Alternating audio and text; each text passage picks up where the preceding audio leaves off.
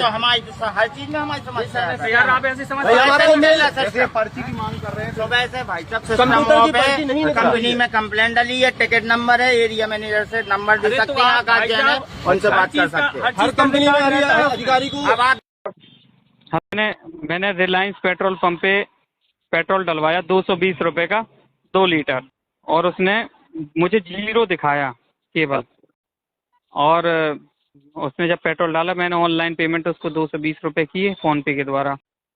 और मैं जैसे ही वहाँ से निकला पंप के गेट तक ही पहुँचा। गेट पे पहुँचने के बाद मैंने अपने मीटर को देखा, तो मीटर में पेट्रोल की जो सुई रहती है वो बड़ी नहीं आगे। मैंने वापस गाड़ी को मोड़ा। मैं उस पेट्रोल पंप के जिसने पेट्रोल डाला था, मैंने उससे कहा कि भैया, और आपने लगता है पेट्रोल कम डाला है और इसमें इसकी सुई आगे नहीं बढ़ रही है।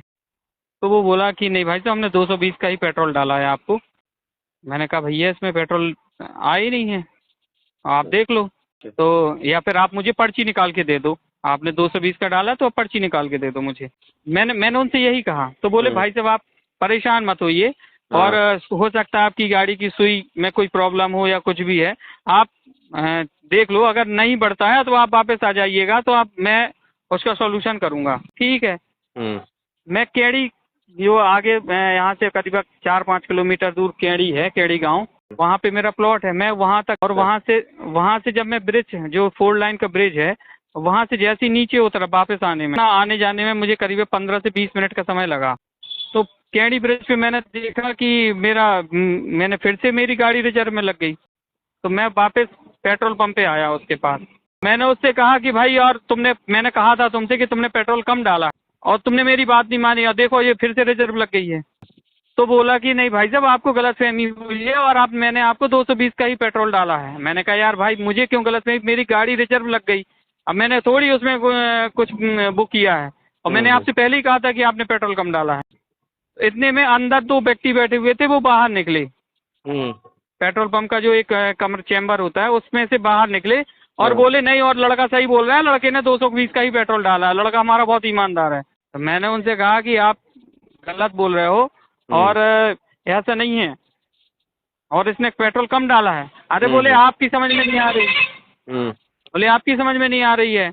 मैंने कहा बात आप ठीक से करो जरा मेरे से, और मैं भी ऐसा नहीं व्यक्ति नहीं हूँ कि आपके उसके पेट्रोल के लिए 220 रुपए के लिए मैं लड़ाई झगड़ा करता रहूँगा। अरे बोले आप समझ नहीं रहे हो, बोले आप गलतफहमी में हो, या हो सकता है आपने आगे जाके पेट्रोल निकाल लिया हो उससे टंकी से। मैंने कहा मैं यार ऐसा दिखता हूँ क्या? तो फिर उसका मालिक आ गया एक, और वो मेरे से, और वो आया हो बस मेरे से 4-5 लोगों, उसने फोन लगा के 3-4 लड़कों को बुला लिया। अच्छा। 3-4 लड़के जैसे ही आए तो वहाँ पे वो लोग हो गए करीबन 10-12 लोग। और बस वो फिर आके और मेरे से गाली गलौज करने लगे। और वो जो उसका मालिक था, संजू अग्रवाल, अच्छा, वो पिस्टल टांगे हुए था। हाँ। और बस वो जब उसने अपनी टी शर्ट ऊपर की और पिस्टल दिखाने लगा मुझे। हाँ। कमर में पिस्टल टंगी हुई थी, बस वो उसने अपनी टी शर्ट को ऊपर किया और पिस्टल के बगल में खोस लिया और ऐसे ऐसे हाथ मार रहा।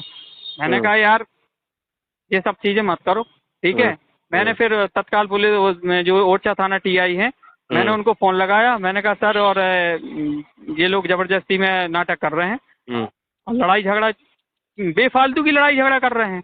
और मैंने 220 का तेल डलवाया, और ये रिलायंस पेट्रोल पंप है। और फिर मैंने वो वहाँ से जो आरक्षक आए उनसे भी बहसबाजी कर रहा है वो, और उनसे शब्द मतलब गाली गलौज कर रहा है। पुलिस वालों से बोला कि तुम लोग आ गए इसलिए मैंने तो इनकी माँ बहन की गाली कर रहा। तो मैंने कहा यार, वो आया मेरे पास में, बोला और भाई साहब, और वो ऐसा कह रहे हैं। तो मैंने कहा तुम कहलवा उससे। तो वो पुलिस वाला गया, पुलिस वाले ने कहा जाओ उनसे बोलो ना, तुम यहाँ पे बैठ के क्यों बोल रहे हो, खत्म कर दिया। और ऊपर से फिर कह रहे हैं, ऊपर से मुझसे कह रहे हैं कि एक काम करो आप, और मैं आपकी टंकी खाली करवा के इसमें भरवा के देख लेता हूँ कि कितना है इसमें तेल। तो मैंने कहा यार, क्या मेरी टंकी पूरी खाली थी क्या? भाई खाली टंकी थोड़ी रखूंगा मैं कि यहाँ से रिलायंस पेट्रोल पंप कम से कम 3 किलोमीटर है।